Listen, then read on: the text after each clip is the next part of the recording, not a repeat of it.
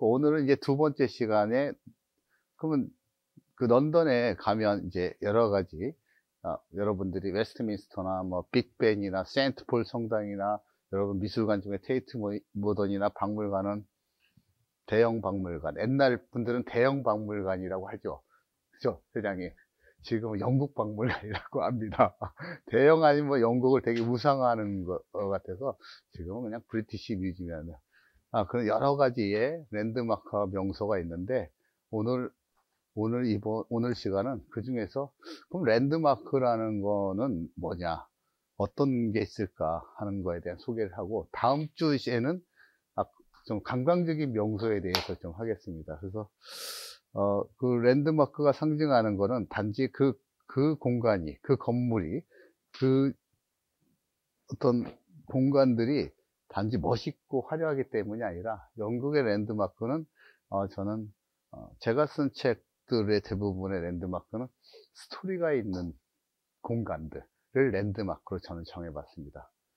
그리고 유명한 데는 그냥 주요 명소로 봤죠. 그래서 제가 책을 보면 처음에 도시에 대한, 나라에 대한 소개, 그 다음에 도시계획이라는 거 어떻게 돼 있고, 그게 한 편이고, 그 다음에 두 번째가 랜드마크, 약간의 스토리와 그 도시를 어떻게 해서 만드는가, 그게 이제 두 번째가 되겠고, 마지막에 명소 및 기타, 이렇게 자료를 만들었습니다. 그래서 그 강의를 시작해 보겠습니다. 그래서 이제 세계 도시 개발 트렌드인데, 제가 이렇게 세계 도시들을 30년간 다니면서 도시들은 어떻게 발전해 왔는데, 그럼 어떤 컨셉으로 발전할까?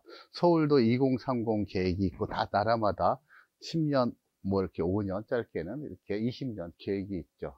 덴마크 같은 나라 코펜하겐에 뭐 가시는 분 계신데, 거기 같은 경우에 1947년에 핑거스 플랜이라고 해서 5개의 손가락이라는 프로젝트를 해서 지금 70년간 유지를 하고 있어요. 도시의 센터를 만들고, 나머지 이 빈 공간, 손가락 사이에 녹지 공간을 만들고, 그런 컨셉이 되게 중요해요. 도시를 설계할 때. 파리 같은 경우에도 파리 시장이, 오스만이라는 시장이 만들 때 그런 도시 계획을 100년 이상 보고 만든 거죠. 그렇게 볼 때 제가 생각하는 도시는 이렇게 개편이 되고 있는 것 같습니다. 세계적인 도시는 보면 일단 브랜드와 아이덴티티가 있어야 되겠다. 그죠? 브랜드와 아이덴티티가 있는 거. 그 도시는 어떤 도시일까 하는 게 있죠. 그 다음에 두 번째, 역사를 바탕으로 도시의 새로운 가치를 창조한다. 이게 2000년 이후에 나타나겠습니다. 경제가 성장하고 나라가 발전하기 위해서 막 새로운 걸 짓고 멋있는 걸 짓고 해야 되잖아요. 그죠? 뭐 짓고 하는데, 사람의 본능이, 우리도 그렇지만 약간 니트로적인 게 있는 거죠. 그래서 어떤 역사가 옛날에 있었던 걸 가지고 새로 보존을 하면서 개발하는 거죠. 동대문에 있는 DDP라는 디자인 건물이 아무리 멋있어도 지금처럼 그 안에 운영이 안 되고 프로그램이 없고, 그런 걸 엄청난 돈을 주고 졌잖아요. 그죠?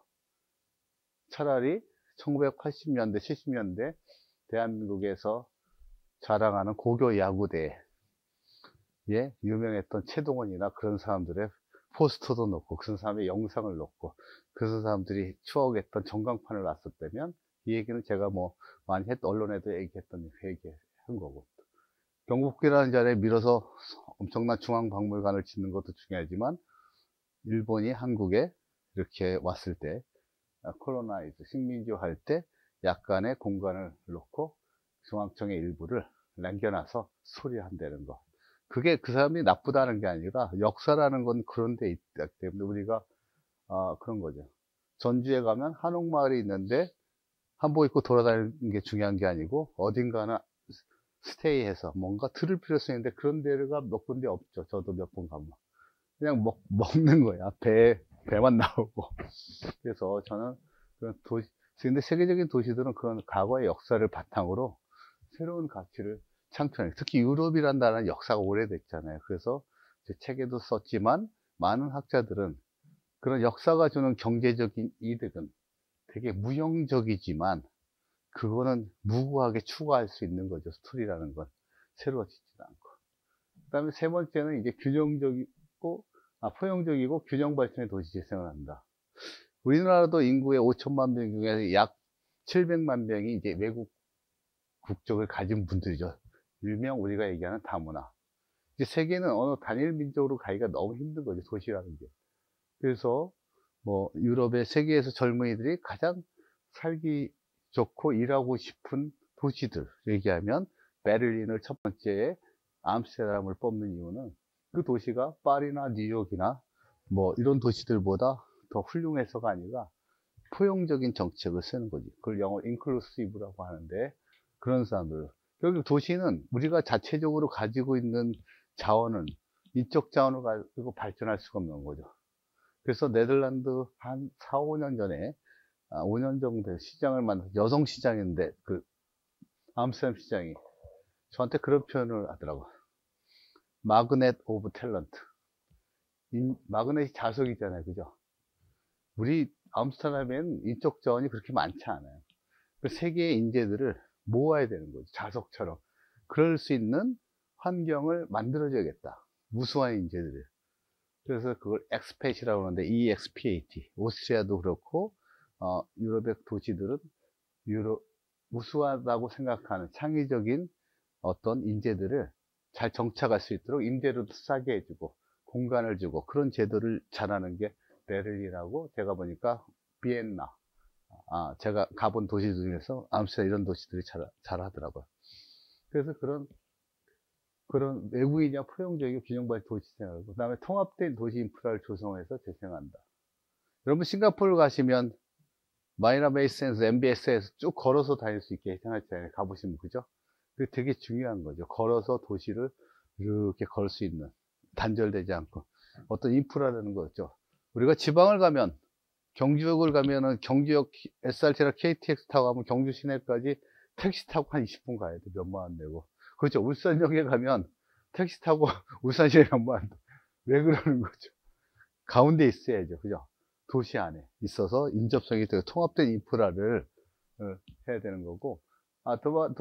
다섯 번째, 공공공간의 광장이나 공원, 가로를 중심으로 한 도시 커뮤니티를 형성해야 된다. 어떤 도시에 있어서 우리도 보면 공간이라는 게, 공적 공간이 되게 중요한 거죠. 약 5년 내에 서울에 초중고가 폐교된 학교가 약 500개 정도 됩니다. 부사장님. 그게 다 합치면 100만 평 정도 돼요. 공적 공간이죠. 100만 평이면 신도시, 분당이 560만 평이니까 신도시는 아니더라도 그런 공간들을 잘 살리면 엄청나게, 그게 공적으로 쓰이든 또 임대주택으로 쓰이든 그런 연구를 하면 되게 좋은 거죠, 공간에. 근데 테헤란로에 늘 얘기하지만, 테헤란로에 보면 여러분들 벤치 하나가 없잖아요.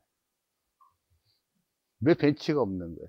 벤치가 없으니까 큰 회사나 여기 있는 젊은이들은 어딜 가죠? 스타벅스를 가겠죠, 별다방. 돈 없는 젊은이들은 어디 가겠어요? 백다방 가겠죠. 왜 그렇게 만든 거예요? 백다방이 나쁘다는 건 아니고, 그만큼 공간이라는 게 있으면, 공원이나 이런 게 있으면 혼자서 가서 마실 수 있고 서로의 어떤 얘기도 할 수 있고, 그렇지 않습니까? 그래서 마르노우치 일본 저하고 갔다 오신 분들은 거기 스키아라는 공원을 만들어 가지고 약간 사람들이 쉬기도 하고 그럴 수 있는 공간들이 필요한 거죠. 어쨌든 그런 공공공간이 필요하고, 디지털 트랜스포메이션의 중심 친환경 도시. 요새 이제 뭐 많이 하죠. IT 베이스 스마트 시티를 만든다. 그래가지고 최근에 이제 도요타 자동차에서 올해 2025년 CES 라스베가스에서 발표한 우분시티라는 거 들어보신 적 있으신가요? 우분시티 들어보셨어요? 들어보셨고. 처음 들어보시는 분? 그래. 설명해 드릴게요. 우분시티는 이제 도요타라는 자동차가 사실 뭐 국제적인 자동차의 심한 경쟁에 그렇게 되게 선두 기업은 아니잖아요. 물론 넥서스를 베이스로 상당히 유명하지만, 그러니까 앞으로 AI 시대에 맞는 그런 자동차 산업을 경쟁하기 위해서는 자동차만을 가지고는 승부해서는 안 되겠다. 그래서 2021년부터 약 14조 원을 투자해서 도쿄와 후지산 중간에 보면 되게 유명한 온천이 어디 있죠? 도쿄 옆에? 네? 학군에서 한 15분 정도 떨어진 데에 지역을 선정해서 스마트 시티를 설계를 하게 되죠. 바로 덴마크의 B&K라는 회사를 시켜서 하게 되는데, 약 3,000명이 거주하는 그런 커뮤니티예요. 도시인데, 거기에 이제 모든 차도 자율주행으로 가고, 모든 걸 스마트 IT로 친환경으로 만든대. 그래서 처음 그게 2025년인데 올해 9월에 첫 번째 입주를 200명이 한답니다. 그래서 제가 꼭 가봐야겠다. 9월 달에. 그래서 가봐야겠다 그러고, 아마 4월 중에 비앙케 여기 이진호 실장한테 그 코펜하겐에서 강의 들어본 분 계신데 그분이 오신대요. 그래서 여기서 우분시티에서 제가 강의를 요청했어요. 그래서 강의를 해주신다고 해서 4월에 코펜하겐에서 그분이 오시면 그런 도시에 대해서 한번 설명을 듣고 9월에 이렇게 가려고 그래요. 그럼 훨씬 의미가 있겠죠. 그런 스마트 시티나 이런 친환경 도시 개발을 좀 많이 하고 있는 트렌드다. 7번째, 도시 속에 다양한 공유 공간, 공유지를 개발하고 있다. 어쩌면 이런 공간도 공유지라고 영어로 얘기하면 커먼스라고 그래. 우리나라에서는 약간 학문적으로도 잘 알려지지 않고 연구를 하시는 분이 없는데, 유럽에서는 커먼스, COMMO에서 공유지라는 그런 게 모든 학문에서 대세입니다. 우리나라만 빼고. 그래서 어떤 도시의 환경을 만들 때 어떤 공간들이 약간 누구하고 소통할 수 있는 공간들을 많이 만들고, 그게 단지 주거뿐만 아니라 상업용을 빌딩만 해도 상가를 만들 때도 이런 거에 대한 연구가 활발히 진행되고 있죠. 이쪽 동네에, 우리 동네가 누군가 도시계획 커먼스 리더가 있어서 여기에는 뭐 젊은 청년들이 놀러 갈 수 있는 프로그램을 만드는 공간도 좀 있고, 그래서 자꾸 사람을 모이게 하는 거죠. 뭐 F&B를 좋아하는 뭔가. 어쩌면 저는 그렇게 생각합니다. 이 공간도 제가 이제 있어서 뭐 여러분한테 과시하는 게 아니라, 제가 사실 건물에도 다 붙였어요. 이 강의를 한다고. 바로 옆에 케이트 본사에도 얘기해서 홍보를 했고, 혹시 시간이 되는 사람들은 와서 들을 수 있다. 근데 젊은 사람들은 바쁘니까 못 듣는 경우도 있겠지만, 어쨌든 뭔가 어떤 행위를 해서 그 지역에 good influence place가 될 수 있다면 되게 좋은 공간이 아닐까. 그래서 결론적으로 제가 생각하는 도시는 그 새로운 도시 개발 트렌드는 지속 가능한 커뮤니티를 만들어가는 도시가 이제 앞으로 대세인 것 같아요. 우리나라도 신도시가 이제 뭐 없고 재개발밖에 없잖아요. 그렇다면 도시 안에서 지을 수 있는 거 소규모로 이렇게 만들 수 있는 어떤 공간들이 있는데, 그런 공간들이 차단되는 공간이 아니고 누군가 소통할 수 있는 공간들을 만들어내야 되는데, 만드는 것도 중요하지만 그런 사람을 양성하는 게 되게 중요한 거죠. 제일 중요한 게 그런 사람이 없다는 거. 그래서 우리 여기 건축하시는 뭐 설계 전공하시는 분도 많지만 역사를 공부하는 분도 필요하고, 심리학을 공부하시는 분 필요하고, 지리학을 공부하시는 도시에 있어서 그런 사람들이 모여서 도시를 만들어 나가야 되는 거죠. 그래서 보면 프랑스도 그렇고 뉴욕도 그렇고 샌프란시스코 도시 계획을 만드는 비영리 법인에서는 그런 다양한 역사학자, 건축학, 엔지니어링 여러 사람들이 모여서 우리 동네를 어떻게 만들까, 그런 모임들이 상당히 좀 있습니다. 그게 좀 그렇게 만들었던 대표적인 사례가 뉴욕의 하이라인 같은 동네죠. 그런 폐선을 갖다가 기차역을 갖다가 오래된 기차역이 안 쓰는 걸 동네에 변호사나 회계에서 모여가지고 개발하자고 하는 걸 반대해가지고 우리끼리 모여서 이거를 좋은 네이버우드로 만들자. 지금 엄청난 큰 성과를 거둔 거죠. 그래서 이 말씀은 제가 꼭 드리고 싶어서 제가 넣었어요. 그냥 뭐 런던의 랜드마크가 또 중요하지만 이런 여러분들이 나름대로의 철학을 가지시고 도시를 볼 수 있다면 그것이 의미가 있지 않나. 런던의 주요 랜드마크 명소입니다. 제가 늘 말씀드린, 제가 책을 쓸 때 가장 역점을 두는 게 지도예요. 근데 다른 뭐 지도를 만드시는 분을 내가 비난하고자 하는 의도도 없지만, 그냥 제강이 아니라 뭔가 꼭 가려면 이게 위치를 좀 알면, 그죠? 좀 안 보이시죠? 보이시나 이제? 예? 보이세요? 예. 그래서 이 도시의 지도를 만드는데 되게 역점을 많이 뒀어요. 어디에 뭐가 있고. 이렇게 한눈으로 보이게 안 해놨더라고. 그 왜 그런지 모르겠어. 꼭 책을 사서 보라 그러지 않아도. 그래서 보면 런던도 한강과 같이 테임스 강이라는 게 좀 있고요. 그 위에 강북과 강남이 또 있습니다. 뭐 어디든 파리 세느강도 그렇죠, 그죠? 뭐래가 다 있고 강을 중심으로 도시는 발전하기 때문에 가장 이 중심에 있는 게 이제 세인트폴이라는 대성당이 여기서 있고, 그리고 맞은편에 테이트 모던 화력발전소를 개조했던 미술관 테이트 모던이 있고, 그 다음에 뭐 영국에 가시면 버킹엄 필스, 지금은 찰스 3세가 있지만 과거에 엘리자베스이 거주했던 있고, 그리고 주로 이제 시내 강북 쪽에 이쪽에는 보면 왕이 거주했던 또 공원, 하이드 파크라는 공원을 중심으로 있고, 시내를 중심으로 박물을 하고 이런 성당 이런 쪽에 있어요. 그래서 주로 런던은 과거에 보면 이쪽 강북을 중심으로 발전을 했죠. 우리나라하고 똑같은 거죠. 우리도 종로하고 그죠? 발전을 했죠. 그러다가 이쪽에 이제 지금 표시나 있죠. 금융센터가 런던 있는데, 런던은 금융의 중심지라고도 하죠. 너무 포화가 되니까 이쪽으로 빼가지고 약간 도클랜드라는 커나리 워프라는 지역으로 빼서 여기에 금융 도시를 만들어서 지금은 활성화시키고 있습니다. 그리고 역사적으로도 보면 나중에 설명을 드리겠지만 이 남쪽의 지역이 항상 낙후되어 있기 때문에 이걸 항상 고민이죠. 그래서 우리가 사우스뱅크라고 하는데, 사우스뱅크 남쪽의 뚝이라고 하죠. 뱅크는 은행이라는 뜻이 있지만 여기에 많은 뭐 테이트 모이라든지 런던 아이라든지 이쪽에 많은 미술관, 국립중앙박물관, 미술관 이런 데를 다 개발해서 현재 상당히 성공적으로 재생한 사례가 되어 있습니다. 특히 최근에 한 2년 동안 핫한 이슈는 바로 여기입니다. 배터리 화력 발전소.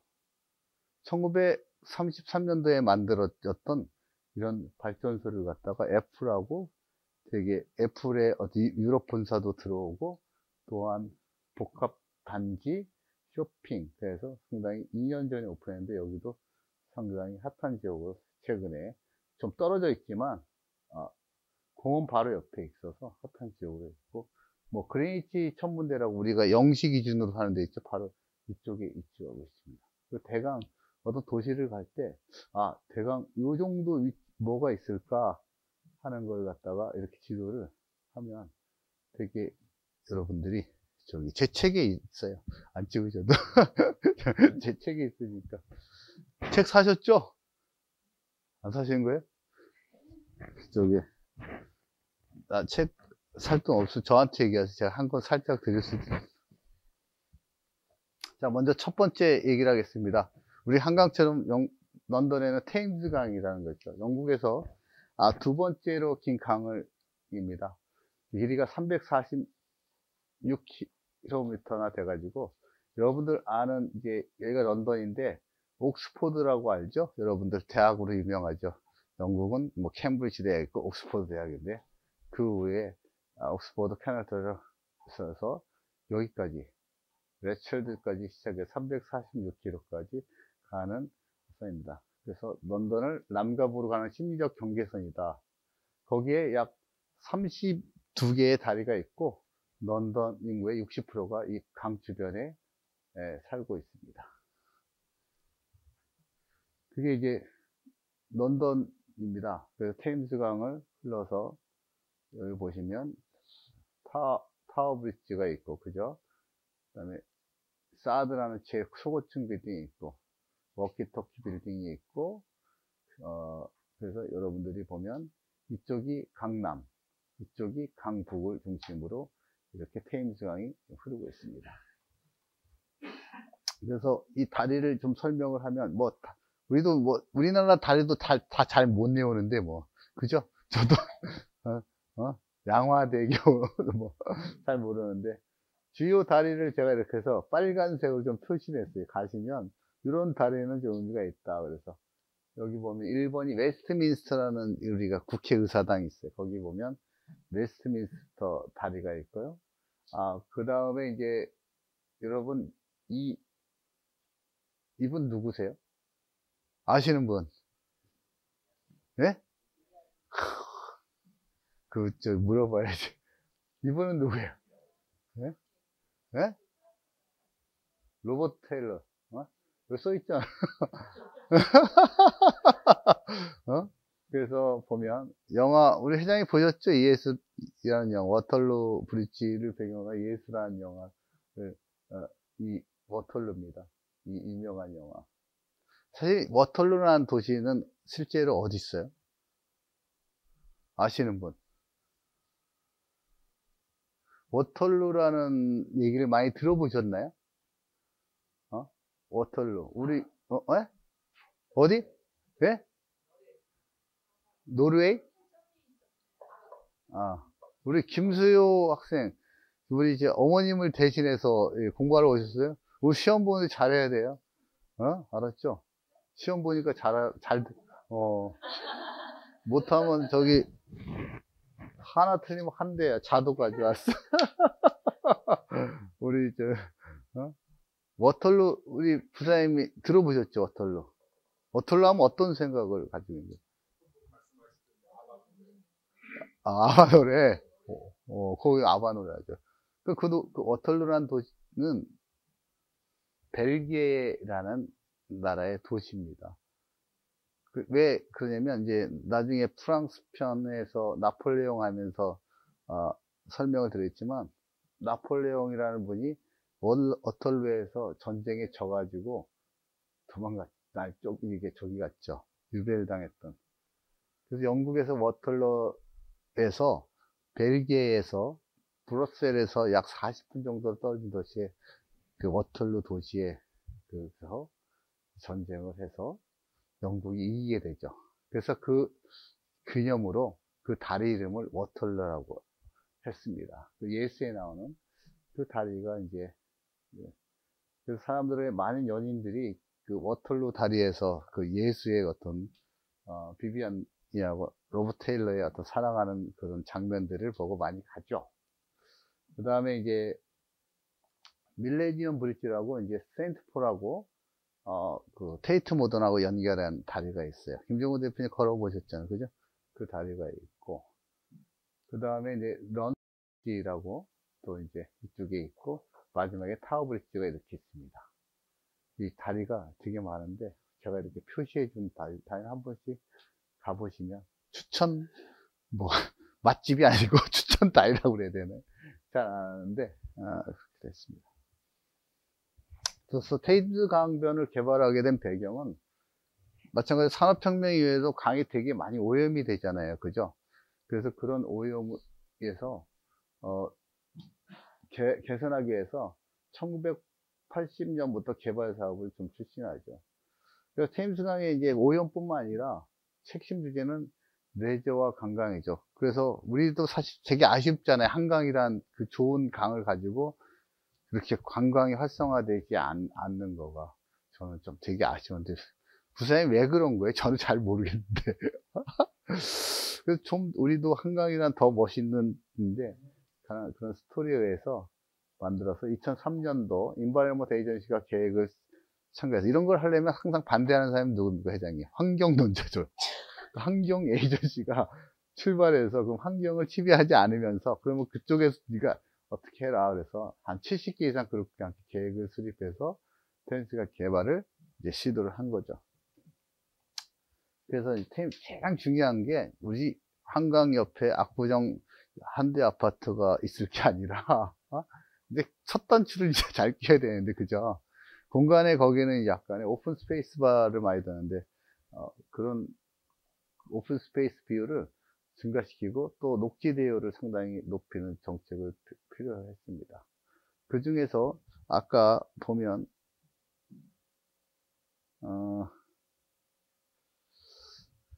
테임즈가 이렇게 그러다 보니까 이거를 공간을 확장시키려니까 어려우니까 여기서 시작한 게 이쪽에 도클랜드, 그 당시에 안 쓰던 창고나 무역항이나 이런 땅을 갖다가 개발했던 지역을 갖다가 확장을 시켜자. 그래서 그 지역을 약 665만 평. 약 분당보다 좀 더 크기죠. 분당이 560만 되니까. 그래서 카나리 워프나 금융센터나 해양 레포츠나 런던의 시티공항이나 무역센터나, 예, 이런 상업주거 시설을 개발하기 도크랜드라는 데를 개발하기 시작합니다. 그 다음에 이제 강변의 개발 지역은 밀레니엄 프로젝트. 밀레니엄이라면 뭐라고 불러야 돼요? 김수효 학생은 아니고, 직급이. 회사에서. 팀장? 팀장이면 밀레니엄이라는 뜻이 어떤 뜻을 가지고 있어요? 밀레니엄. 그렇죠. 2000년도. 그죠? 밀레니엄. 그래, 2000년도를 밀레니엄 세대라고 하잖아요. 그래서 우리 1999년도에 Y2K라는 거 회장님 들어보셨어요? 숫자가 이렇게 바뀌면 모든 컴퓨터나 뭐 이런 게 난리가 난다. 뭐 이게 뭐 모든 게 뭐 그런 기억이 제가 지금 나죠. 저도 막 1999년 12월 31일부터 2002자로 바뀌는 순간 모든 컴퓨터 뭐 에러가 나고 뭐 그런 시기 기억나요? 그게 밀레니엄 프로젝트. 그래서 2000년대를 맞이해서 물론 1980년에 이제 대처라는 철의 여왕 영국의 수상이 하면서 많은 기업들을 공기업하고 했지만 그렇게 성공적으로 끝나진 않았죠. 영국은 상당히 그 당시에 되게 영국은 두 가지 당이 있잖아요. 보수당과 노동당이 있는데 영국도 후반에 극심한 노동운동이 또 전개되고 경제적인 침체가 선언이 되자 밀레니엄 프로젝트를 통해서 뭔가 2000년대 우리 새로운 런던을 만들자 그걸 선언을 하게 되죠.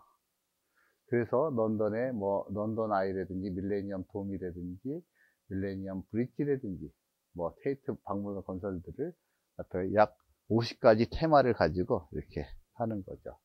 도쿄가 고이즈미 총리가 2003년도에 도쿄가 이러면 안 된다. 그래서 도쿄가 도시재생기구를 선언을 했죠. 그 이후에 도쿄의 올림픽 2020년까지 약 376군데를 지구 단위로 도시계획을 디벨로퍼들한테 미쓰비시 이렇게 해주듯이 장기적인 계획을 세웠듯이 런던도 그런 밀레니엄 프로젝트를 세워서 강변도심과 폐시설을 활용한 문화시설을 확충하고 최고의 중심지로 개발을 하기 시작합니다. 그러면서 이제 강을 하면서 그런 여러 가지 지금 여의도에 불꽃 축제 하잖아요. 그죠? 그런 것도 하고 전통 의상 프레이드 하고 보트 경기도 하고 또 거리 공연도 하게 됩니다. 그래서 현재 템스강 교량은 총 34개의 교량이고 현재 가장 오래된 거는 국회의사당 웨스트민스터에 있는 130년 건축한 웨스트민스터 브릿지가 가장 오래됐다고 합니다. 다리에 대한 설명을 좀 이렇게 짧게 하면 이게 런던 브릿지고요. 로마 전쟁에 목조로 건설된 게 최초라고 합니다. 다시 졌지만 그 다음에 가장 유명한 타워 브릿지, 특히 야경이 되게 유명해요. 여러분들 가시면 밤에 런던 펍에서 맥주 마시면서 한잔 하시고 밤에 타워 프레시면 야경이 그렇게 멋있습니다. 야경을 한번 찍어보시고 웨스트민스터 브릿지 가장 오래된 다리라고 그랬고 그 다음에 예수 영화가 배경한 머털 브릿지, 그 다음에 세인트폴하고 테이트 모델을 연결했던 밀레니엄 브릿지가 있고 헝거푸드 브릿지, 인뱅크먼트와 사우스뱅크도 연결하는 다리가 있습니다. 이게 지금 테임스강에 대해서 이제 여러분이 강을 이제 공부를 하셨어. 지금부터는 대표적인 랜드마크의 도시를 어떻게 활성화시키고 재생시킨가 하는 대표적인 것을 설명하겠습니다. 물론 킹스 크로스 하면 영어로 회장 킹스 크로스 하면 뭐지? 왕의 도로가 있잖아요. 옛날에 왕이 다닐 때 거기에 왕이 다니는 말도 이렇게 말 뭐라 그러죠? 우리가 말을 이렇게 정거장 뭐라 그러나 우리나라 말로 그런 데도 있었고 왕이 다니는 교차했던 왕이 다니는 어떤 이 교차로가 배경이 됐다고 그래요. 그런데 저는 그렇게 표현했어요. 제가 런던에 있을 때 킹스 크로스에서 만나자 그러면 한국말로 왕십리에서 만나자. 맞나요? 왕의 교체 왕십리 농담으로 그런 얘기를 했는데, 되게 빅토리아 시대, 18세기부터 19세기죠. 중요한 산업시의 어떤 중요한 교통지 역할을 했었는데, 현재는 런던의 과거와 현대를 마치는 퍼즐이라고 이렇게 표현할 정도로 명소가 됐죠. 그래서 여러분들이 유로스타라는 기차를 타고 파리에서 런던까지 올 때 런던에 오면 센트 판크로스 역이 바로 이 역이 되겠습니다. 그 다음에 대부분 런던의 지하철을 타면 여기서 7개의 지하철이 내가 여기가. 그래서 유럽에서 가장 큰 규모의 도시 재생 프로젝트가 있습니다. 그 어떤 큰 타운을 건설할 때 제일 중요하게 생각하는 게 뭐냐 보면,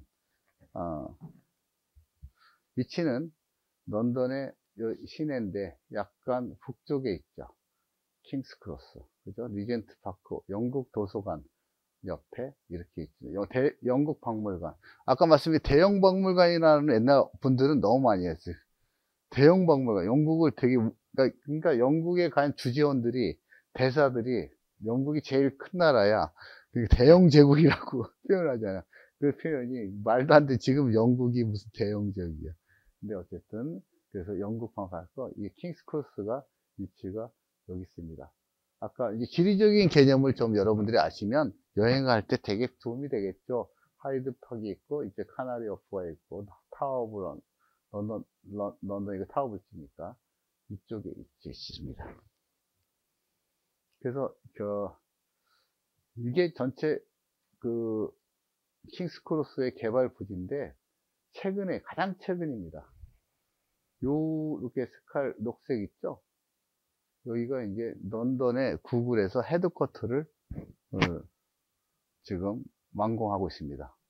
그래서 올해 여러분들이 런던을 가실 계획이 있으시면 완공이 됩니다. 지금 내 생각에는 4월이나 5월쯤에 이게 오픈을 할 것 같아요.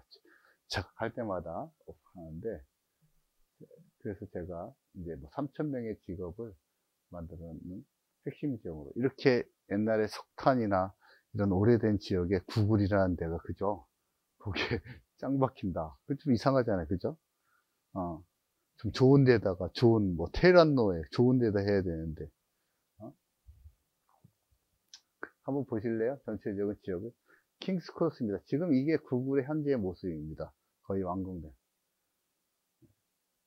그래서 여기가 이제 킹스 크로스역, 세인트 판크라스 역이고, 요쪽이 이렇게 다, 여기도 이제 가스 발전소인데 지금 아파트로 변형을 해서 이렇게 좀 바꾸고 있죠. 전체적으로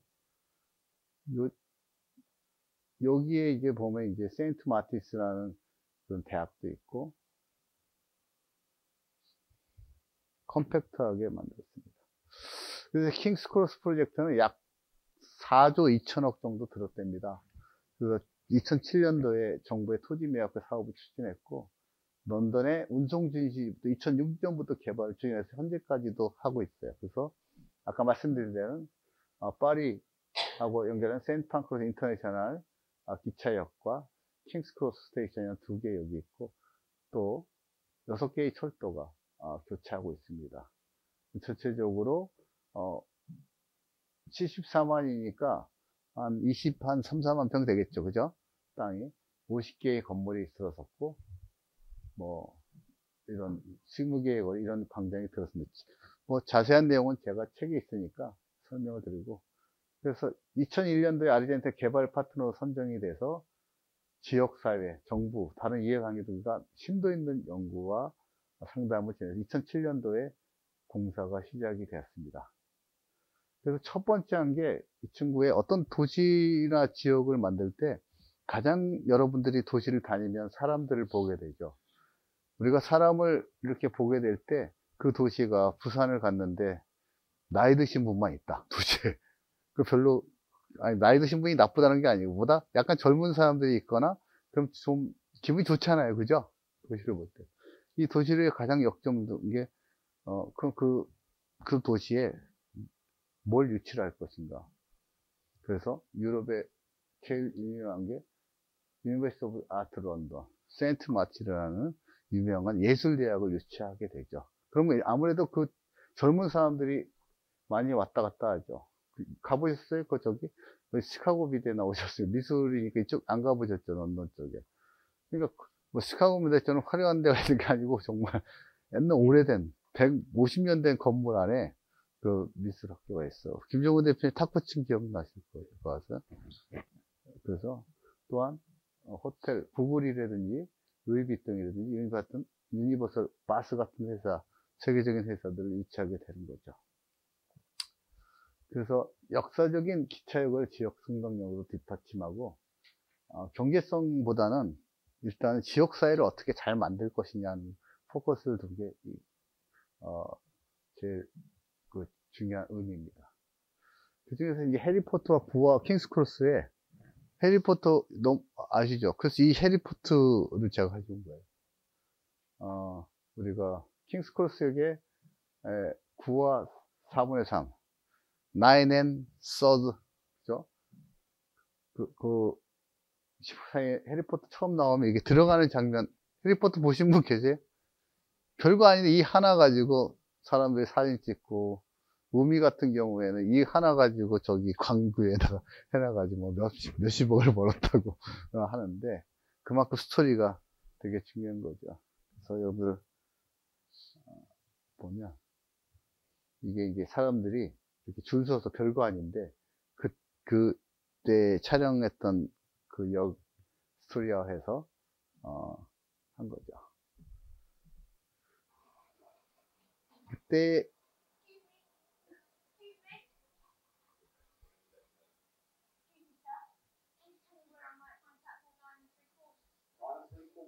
Nine and three quarters.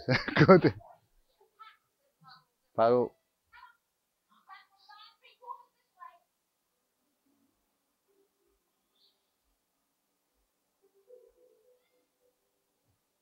여기입니다.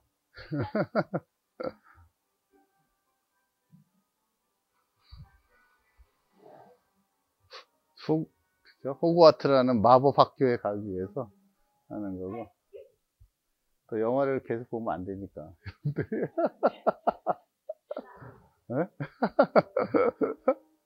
영화는 각자 해리포터 1편부터 7편까지 보시는 거로 하시고. 갑니다, 이제.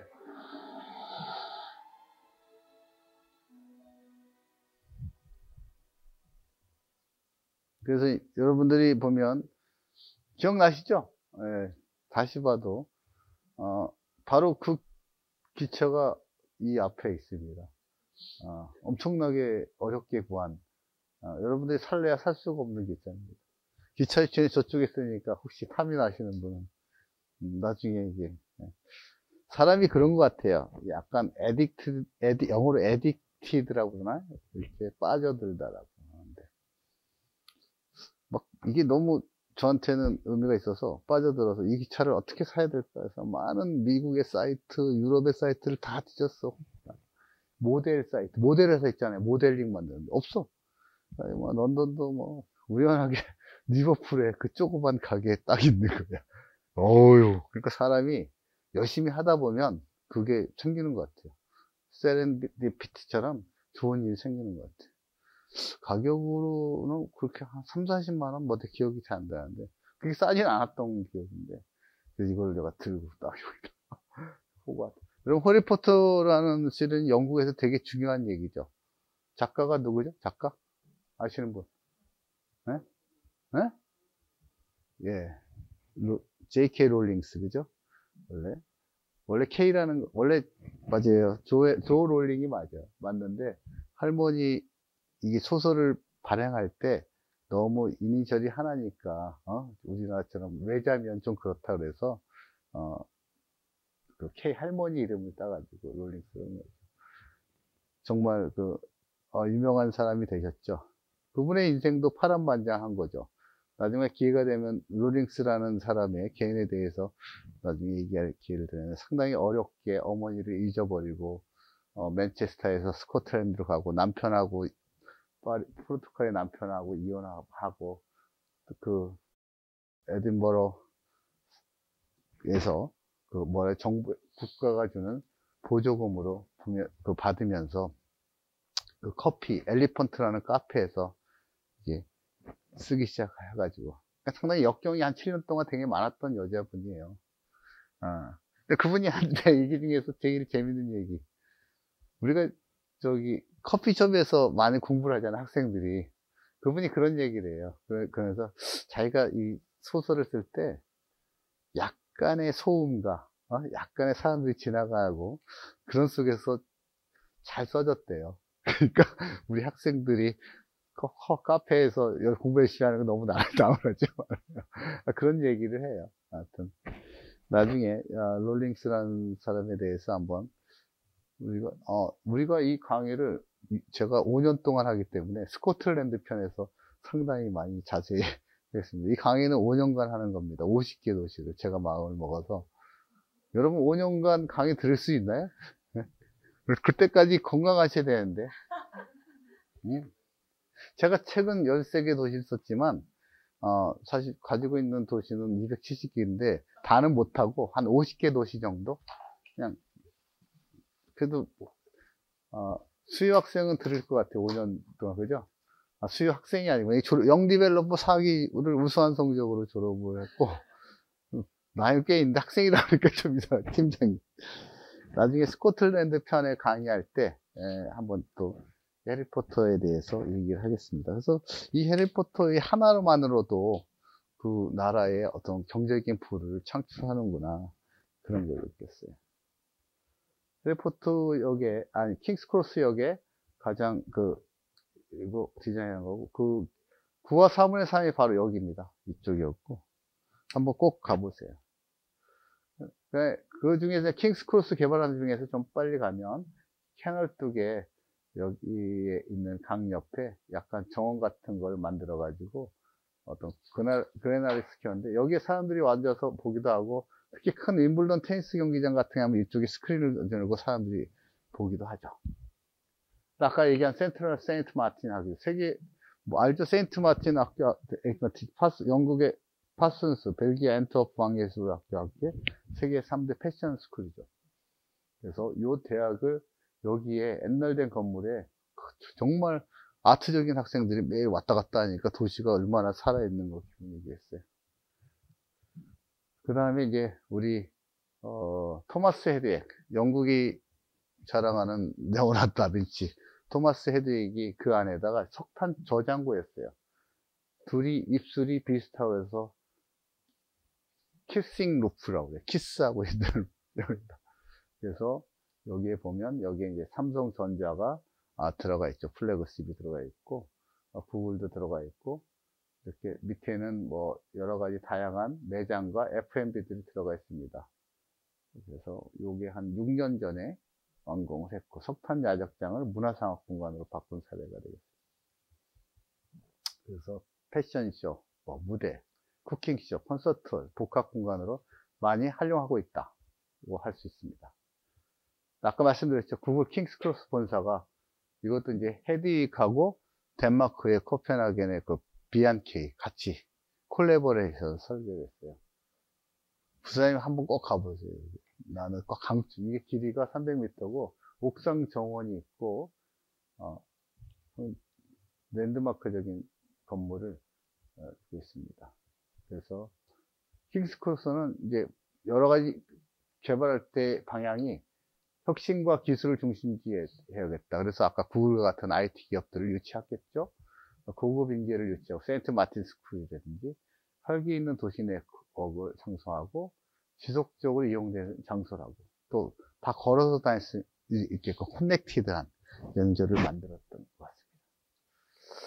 그래서 아까 런던에서 유럽에서 가장 대규모지만 가장 빠르게 실현된 커뮤니티고 그래서 지역에 문화시설이 없고 보존하면서 새로운 공간 건축과 조화를 시켰던 게 가장 큰 재생사업의 특징이라 표현할 수 있습니다. 가스 재생사업을 약간의 저렴한 임대주택으로 살려서 저도 이 안에 들어가 봤는데 뭐 괜찮더라고요. 뭐 꼭 나쁘지 않았어요. 뭐 아까 얘기한 학교 유치를 통해서 젊은 유동인구를 재생 효과를 저는 이 방법이 되게 좋았던 것 같은데, 되게 개발 사업에서 가장 중요한 거, 포인트. 윤리 점수를 제일 많이 줬어요, 평가할 때. 이거 개발하는 사업성 뭐 그런 것보다, 이 개발 사업 선정에서 윤리적인 개발업자가 해야겠다. 윤리적이어야 된다, 개발업자가. 그 요거가 또 상당히 특성이 있죠. 뭐 수익 극대화도 중요하지만. 그래서 의의는 커뮤니티와 지역의와 커뮤니케이션 전략 과정이 설득이 있고, 문화 경상경 다양한 컨설팅을 하면서 15년에서 20년간 장기적으로 재생했다는 거예요.